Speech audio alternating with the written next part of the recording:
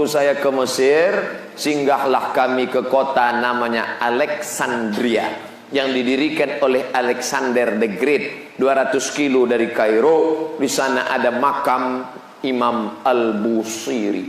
Imam Al-Busiri kena penyakit lumpuh, tinggal menunggu mati, sakit. Apa yang bisa dilakukan orang lumpuh? Tak ada, stres, depresi. Diambilnya lah pena, diambilnya kertas, ditulisnya lah pujian-pujian kepada Nabi. Maulaya salli wa sallim daiman abada ala habibika khairil khalqi kullihim. Selesai dia tulis syair, panjang lagi Pak Ustaz, saya tak hafal. Setelah ditulisnya syair itu, dia pun tertidur. Dalam tidurnya datang Nabi Muhammad sallallahu alaihi wasallam membawakan burdah berwarna hijau. Itu maka saya pakai hijau. Tadi sorban saya warna putih. Tadi waktu maghrib. Karena buru-buru, Ustaz ayo cepat kita berangkat. Jangan pakai mobil, jamaah sudah penuh, kita pakai motor. Sudah sampai naik motor, tinggal sorban. Saya pesan ke Adinda, tolong ambilkan sorban. Iyalah, yang diambil sorban hijau. Mimpilah Imam Al-Busiri, Nabi Muhammad datang membawa sorban, diletakkannya ke tengkuk. Sorban itu bahasa Arabnya burdah. Dia bingung syairnya apa judulnya, maka dikenallah syairnya dengan syair burdah, artinya sorban yang diletakkan Nabi. Begitu dia terbangun, langsung lumpuhnya hilang, sehat walafiat. Maka qasidah burdah, ziarah kami ke makam Imam Al-Busiri, kami baca juga itu. Maulaya salli, sekarang dinyanyikan pula oleh Maher Zain.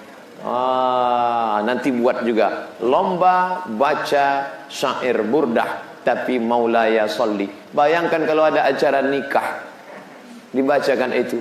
Maulaya salli wa sallim daiman abada ala habibika khairil khalqi kullihim. Masya Allah. Kedua mempelai pun senang, orang tua senang. Berapa kali saya acara nikah tak jadi masuk ke dalam. Sudah mau masuk, disambut lagu Jatuh Bangun Aku Mengejar. Cabut, saya pulang langsung. Ditanya sama sampai hati Ustaz Somad, ya saya undang anak saya kemarin nikah, bolak-balik kami ngantar undangan, kok Ustaz nggak datang? Saya datang. Kok nggak ada ketemu? Sampai depan saya pulang lagi. Kenapa Ustaz pulang? Kalian sambut pakai lagu Jatuh Bangun. Orang kalau mau jatuh sekali aja, ini jatuh bangun, jatuh bangun. Tapi yang dimuliakan Allah, kalau mau buat lagu religi, Barzanji, Simtud Durar, Diaul Lame, Al-Busiri, inilah yang menggantikan seni-seni kafir. Setan masuk ke dalam hati melalui musik. Musik Arab, musik Arab, musik haram. Yang halal mana? Maka musik yang halal itu tadi dia. A'linu hadzal nikah. Kalau kalian nikah jangan diam-diam. Ini banyak orang nikah diam, pasti ditanya, "Kau sudah nikah?" Ya. "Kenapa nikah diam?" Ustaz Somad, bismillah itu kan ada sir, ada yang jahar. Ada yang jahar. Bismillahirrahmanirrahim. Syafi'i. Saya pilih yang Hambali. Itu hukum bismillah, bukan hukum nikah. Ini banyak yang main plesetkan pikir sekarang. A'linu hadzal nikah. Kalau nikah jangan diam-diam, undang orang ramai-ramai. Waj'aluhu fil masajid, buat akadnya di masjid. Wadribu alaihi biddufuf, pukulkan gendang, pukul gendang. Dinyanyikan. Makanya acara Maulid Nabi pukul gendang.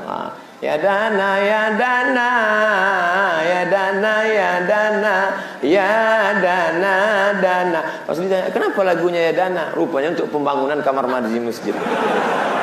Kebetulan datang anggota DPR, proposal sudah siap. Itu nama lagu ya dana. Bapak Ibu yang dimuliakan Allah Subhanahu wa taala. Ini seni Islam, buat lomba rebana, buat lomba nasyid, buat nih. Saya insya Allah lagu-lagu nasyid heran jamaah. Ustaz kok bisa lagu? Hidup ini bagai lampu dinding. Dulu lampu pakai dinding. Yang dinyalakan di malam hari. Apabila minyak sudahlah kering, lampu pun akan padam sendiri. Filosofi yang sangat dalam. Lampu dipasang di dinding, kalau minyak sudah habis, lampu pun akan padam sendiri. Itu lagu nasyid. Ibu-ibu kita dulu sambil masak lagu itu. Dari Padang Arafah terus ke Muzdalifah, bermalam di Mina, melontar 3 jumrah. Syarat rukun haji sempurnalah sudah, semoga mendapat haji mabrurah. Penuh dengan kata-kata hikmah. Dari Padang Arafah pergi ke Muzdalifah, bermalam di Mina, melontar 3 jumrah. Tawaf ifadah, tawaf wada. Ingat dulu waktu mendorong jamaah haji. Bapak Ibu tak tahu cerita itu. Yang tahu cuma Ustadz Kusairi sama Bang Pendi. Bapak Ibu yang dimuliakan Allah Subhanahu wa taala. Sekarang lagu-lagu yang bermakna itu sudah tak ada. Lagu haram, lagu zina. Datanglah ibu-ibu, Ustaz, saya malu bawa anak ini ke masjid. Kenapa? Ustaz ceramah, dia lompat sana lompat sini, lari sana lari sini. Kenapa ya Pak Ustaz? Nanti kalau saya jawab jangan tersinggung ya. Iya. Mungkin waktu hamil dia dulu ibu nyanyi ku yang racun kucing garong. Macam kucing itu aja lah. Allah di sini lompat sana lompat. Muka emaknya pun dicakarnya. Coba kalau dibacakannya salawat, dibacakannya barzanji, dibacakannya marhaban, maka tadi dibacakan marhaban. Apa bunyi marhaban? Payah pula ingat marhaban. Pokoknya marhaban lah. Keluar mempelai dari dalam kamar, mau diarak ke tempat pelaminan, disambut dengan marhaba ayyanur. Marhaba artinya diambil dari 3 huruf. Rohaba, tanah lapang. Marhaba, hati kami lapang menyambut kedatanganmu Ustadz Abdul Somad.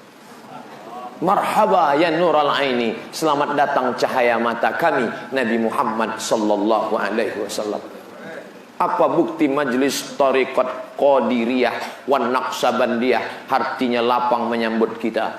Tengoklah semuanya, kipas angin hidup, jendela-jendela dibuka, karpet-karpet dibentangkan. Semua malam ini datang melimpah ruah. Semoga yang datang ini mendapatkan syafaat Nabi Muhammad sallallahu alaihi wasallam.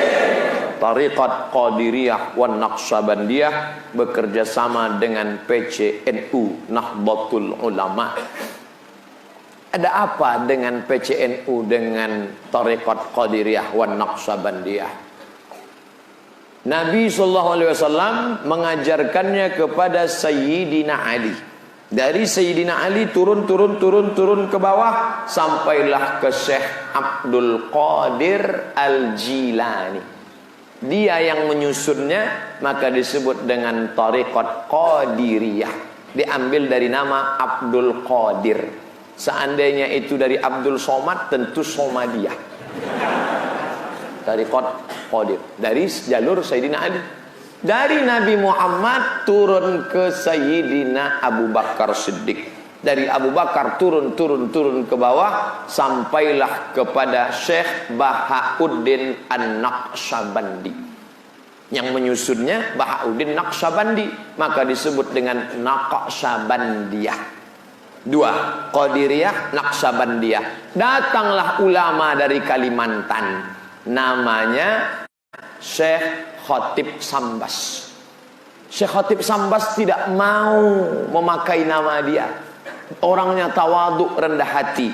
Disatukannya antara Tariqat Qadiriyah dengan Naqsabandiyah, maka disebut dengan TKN, Tariqat Qadiriyah wan Naqsabandiyah. Sampailah ke Kuala Tungkal, dari Kuala Tungkal dibawa menyeberang, sampailah ke Tembilahan, Indragiri Hilir. Apa itu? Metode tarekat cara berzikir. Sama macam cara baca Quran.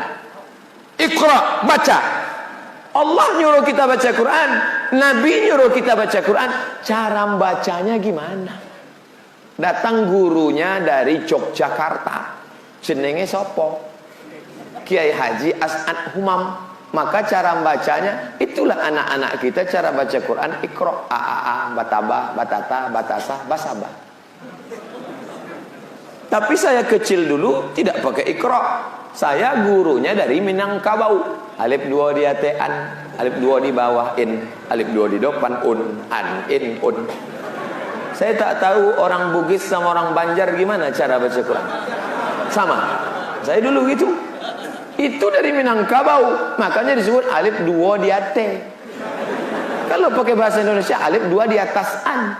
Kalau Jawa dulu tak begitu. Alif fathah a, alif kasroh i, alif dhammah u, a, i, u. Beda 3 metode cara membacanya. Jadi kalau orang mengatakan torekot bid'ah, berarti bid'ah lah cara membaca alif 2 di atean. Apa pernah Nabi mengajarkan cara membaca Quran begini? Tak ada. Cara metode. Saya ketemu dengan Syekh Muwaffaq. Syekh Muwaffaq tarekatnya lain lagi. Saya tengok silsilah Syekh Muwaffaq dari gurunya sampai kepada Syekh Abdul Hasan Asy-Syazili. Maka nama tarekatnya tarekat Syaziliyah. Dia ahli hadis. Saya tanya dia, Syekh Muwaffaq, ya, gimana ceritanya tarekat Syaziliyah? Jadi Imam Abdul Hasan Asy-Syazili mengumpulkan wirid-wirid bacaan-bacaan yang layak untuk muridnya, diajarkannya. Itu dari Nabi, tapi yang mempopulerkannya dia.